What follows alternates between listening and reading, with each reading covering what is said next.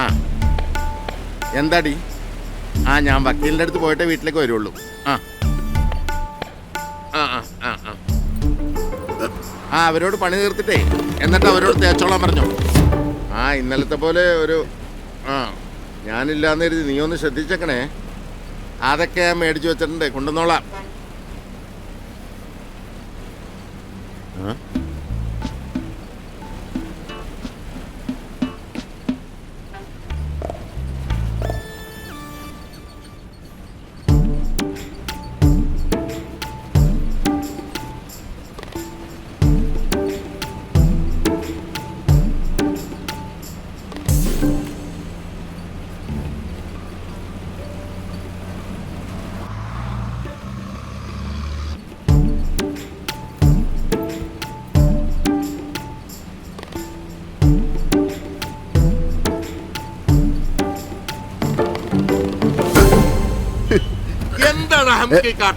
നിനക്കൊന്ന് അമ്മയും പങ്കന്മാരുമില്ലടാ ബെടക്കേ. എന്താ എന്താ എന്റെ അടുത്തിരുന്ന് ഈ മാന്യൻ എഴുന്നേറ്റ് പോയി അവരുടെ അടുത്ത് ഇരുന്നപ്പോഴേ എനിക്ക് സംശയം തോന്നിയതാ. എന്നിട്ട് എന്താ ഉണ്ടായത്? ഇവൻ അവരുടെ കൈമ കയറി പിടിച്ചെന്നേ. കണ്ടക്ടറെ വണ്ടി സ്റ്റേഷനിലോട്ട് പോട്ടെ, അല്ലെങ്കിൽ ന്യൂനപക്ഷങ്ങൾക്ക് ഈ നാട്ടിൽ ജീവിക്കാൻ പറ്റാത്ത അവസ്ഥയാണല്ലോ. നിങ്ങൾ വലിയ വർത്താനൊന്നും പറയണ്ട. കാണിക്കുന്ന മടിത്തരങ്ങളെ ഞാനൊന്നും ചെയ്തിട്ടില്ല. നീ മിണ്ടരുത്. നമുക്ക് വണ്ടി സ്റ്റേഷനിലോട്ട് പോട്ടെ. എന്നാ പിന്നെ അത് തന്നെയാ നല്ലത്. സത്യം പോലീസുകാർ കണ്ടുപിടിക്കട്ടെ.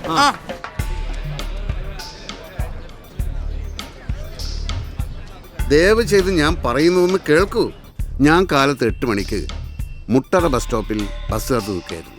അപ്പോഴാണ് ഈ സ്ത്രീ അങ്ങോട്ട് വന്നത്. എനിക്ക് പോകേണ്ട ബസ് വന്നപ്പോൾ ഞാനതിൽ കയറിയില്ല.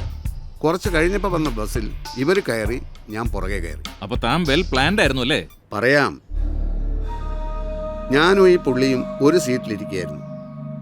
പുള്ളിയുടെ കണ്ണൊന്ന് തെറ്റിയപ്പോൾ ഞാൻ പെട്ടെന്ന് ഇവരുടെ അടുത്തേക്ക് മാറിയിരുന്നു. കണ്ട ഇപ്പൊ എങ്ങനെയുണ്ട്? എന്നിട്ട് താൻ ഇവരുടെ കൈ കയറി പിടിച്ചു അല്ലേ? പിടിച്ചു. പൊതുവെ സ്ത്രീയുടെ കൈ മാർദ്ദവമുള്ളതായിരിക്കും, പുരുഷൻ്റേത് ബലിഷ്ടവും. പിടിച്ചപ്പോൾ മനസ്സിലായി ഇത് സ്ത്രീയല്ല പുരുഷനാണെന്ന്. ബസ് സ്റ്റോപ്പിൽ വെച്ച് പർദ്ദക്കുള്ളിലൂടെ ഈ കണ്ണുകൾ ഞാൻ തിരിച്ചറിയുകയായിരുന്നു. അതൊന്ന് ഉറപ്പുവരുത്താനാ പിന്തുടർന്നതും കൈ പിടിച്ചതുമൊക്കെ.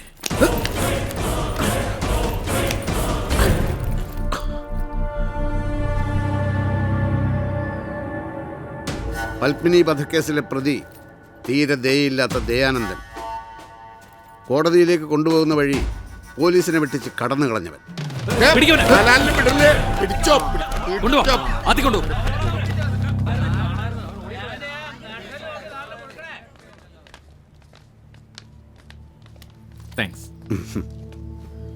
അവൻ എന്റെ റൂമിലേക്ക് കൊണ്ടുവരെ. ശരിക്കുള്ള കാര്യങ്ങൾ അറിയാണ്ട് നിങ്ങൾ നമ്മളെ തെറി വിളിച്ചു. ക്ഷമിക്കണോട്ടാ. സാരില്ല, ന്യൂനപക്ഷല്ലേ. എന്നാലും അതുമ്പോ തന്നെ പിടിച്ച് കളിച്ചോ. എന്നാലും കണ്ണു മാത്രം കണ്ട് എങ്ങനെ ഒരാളെ തിരിച്ചറിഞ്ഞു? നമ്മൾ നമ്മുടെ കണ്ണും കാതും ജാഗ്രതയോടെ എപ്പോഴും തുറന്നു പിടിച്ചാൽ മതി സുഹൃത്തെ. എല്ലാം കാണും, എല്ലാം അറിയും.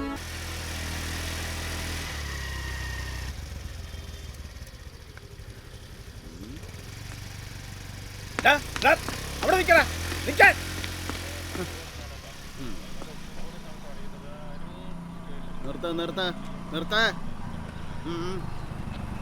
അങ്ങോട്ടൊക്കെ നിർത്ത. ആ ബുക്കും പേപ്പറും എടുത്ത് സീറ്റ് എടുത്തേക്കല്ലേ.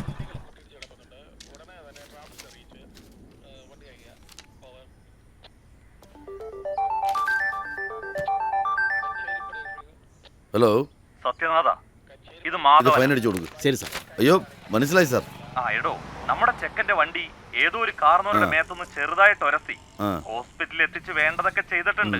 എന്നാലും വയസ്സുകാലത്ത് അച്ഛന്റെ പേരിൽ 4 കാശ് കിട്ടുന്ന കാര്യമല്ലേ? മക്കള് വെറുതെ ഇരിക്കോ? സാറ് സമാധാനമായിട്ട് നമ്മുടെ പതിവ് സ്കോച്ചിൽ ഒരു പിടി പിടിച്ചിരുന്നു. താനത് അത്ര നിസ്സാരമായിട്ട് എടുക്കണ്ട. നീർക്കോലി കടിച്ചാലും അത്താഴം മുടങ്ങും. അതേ നീർക്കോലിയെ കൊണ്ട് എനിക്കൊരു പരാതിയില്ല എന്നൊരു വെള്ള കടലാസിൽ എഴുതി വാങ്ങിച്ചിട്ട് ഞാൻ അങ്ങോട്ടൊരു വരവ് വരും. എനിക്കൊന്ന് കാണേണ്ട ആവശ്യമുണ്ട്. ശരി ശരി.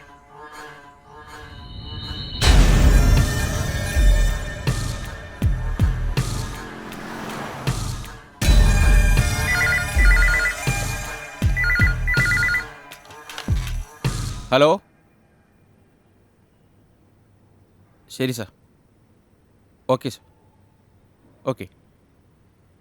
ഇല്ല, സുബ്രൻ സാർ എത്തിയിട്ടില്ല സാർ. മനസ്സിലായി സാർ. ഇത് ഇറങ്ങായി. ഓക്കെ.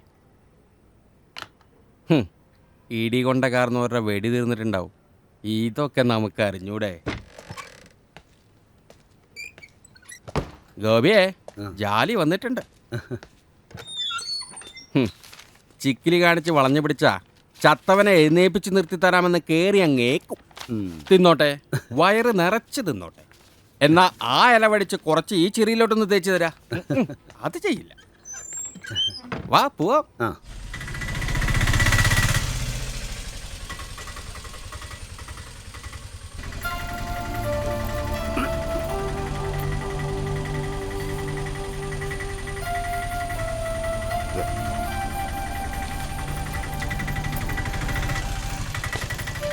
ജോസ് വന്നോ?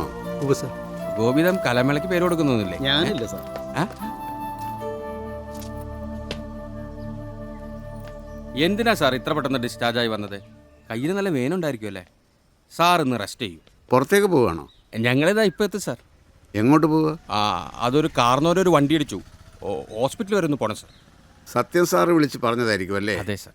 അങ്ങനെയാണെങ്കിൽ വെറും കൈയോടെ മടങ്ങേണ്ടി വരില്ല. ഞാനും വരാം. അല്ല സാർ, ഞങ്ങൾ പോയിട്ട് വണ്ടി എടുക്ക് ജോസേ. ഞാൻ വേഷം മാറിയിട്ട് വരാം. ഗോപിയെ, ജാലി കൂടി.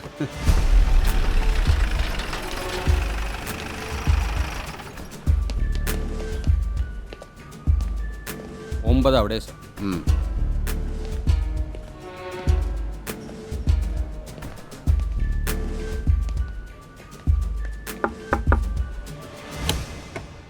കേശവൻ ഇവിടെ ഉണ്ട് സാർ.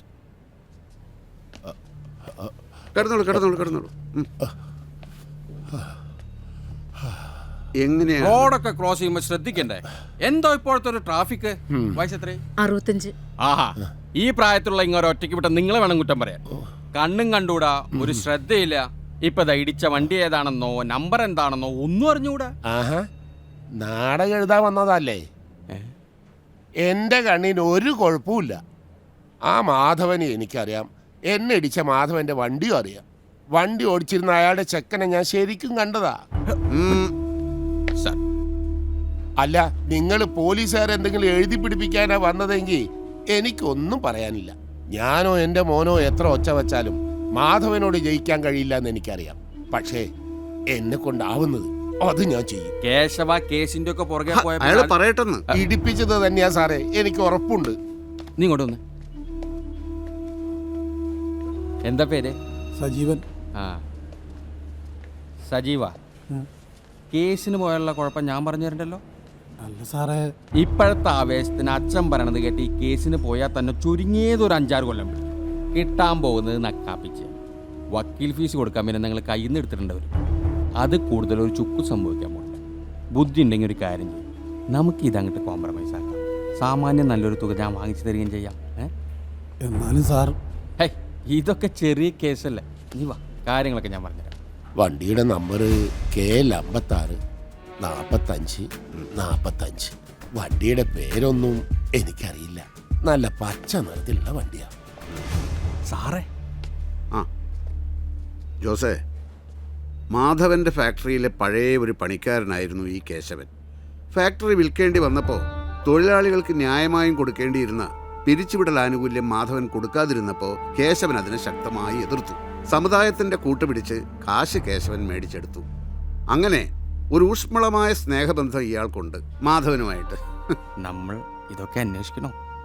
പിന്നെ സത്യവും നീതിയൊക്കെ നമ്മളെ അന്വേഷിച്ച് ടാക്സിയും പിടിച്ച് പോലീസ് സ്റ്റേഷനിലേക്ക് വരുമോ? കൃത്യമായി ശമ്പളം വാങ്ങുന്നുണ്ടല്ലോ. ഇടയ്ക്കിടയ്ക്ക് പുറത്തിറങ്ങി സത്യം നമ്മൾ അന്വേഷിച്ച് കണ്ടുപിടിക്കണം. അപ്പൊ പോവല്ലേ ജോസേ? ജോസേ. ആ സർ.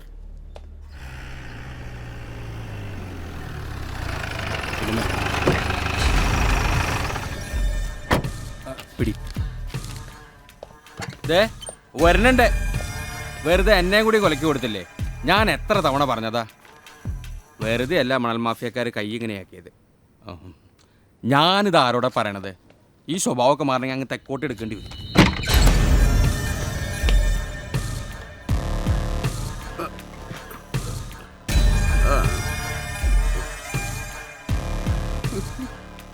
ആ രാജു വധക്കേസിന്റെ ഫയൽ എടുക്ക്. ഏത് വധം? ഫയൽ എടുക്കണോ?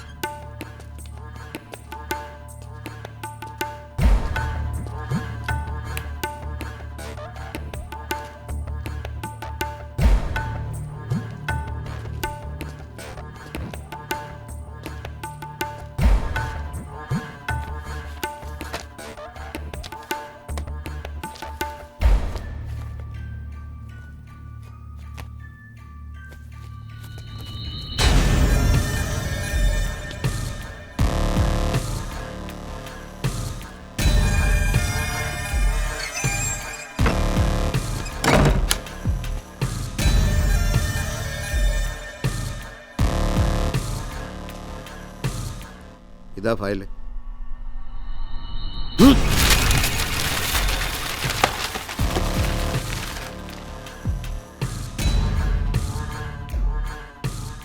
ഐ ജി വേദനായകത്തെ കണ്ടിട്ടായി കളി അല്ലേ? രണ്ടും കൂടി എന്നെ അങ്ങ് ഉണ്ടാക്കൂ. സുബ്ര, ഇത് ലാസ്റ്റ് വാണിങ്ങ. ഇനി കളിച്ച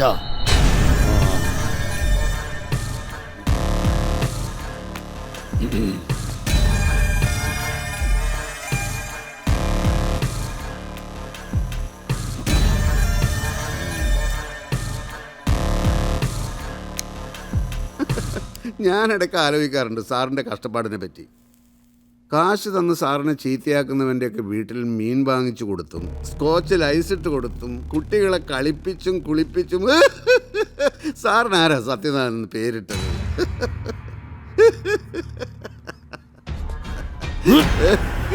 നിന്റെ ഒടുക്കത്തെ ചിരി നിർത്തിക്കോ സുബ്ര. നീ കളിച്ച എത്ര ദിവസം കൂടി കളിക്കുമെന്നറിയോ? കൂടി പോയ 10 ദിവസം. അതിനുള്ളതൊക്കെ ഞാൻ ഒരുക്കി വച്ചിട്ടുണ്ട്. എൻ്റെ ഒടിഞ്ഞ് സ്റ്റീലിട്ട് സാല്യൂട്ട് അടിക്കാൻ പറ്റാത്ത ഈ കൈയുണ്ടല്ലോ, അത് ഒരു അനുഗ്രഹമായിട്ട് എനിക്കിപ്പോൾ തോന്നുന്നു. സാറിനെ പോലുള്ളവരെ സാല്യൂട്ട് അടിക്കാതിരിക്കാൻ ഒരു കാരണം കിട്ടിയല്ലോ.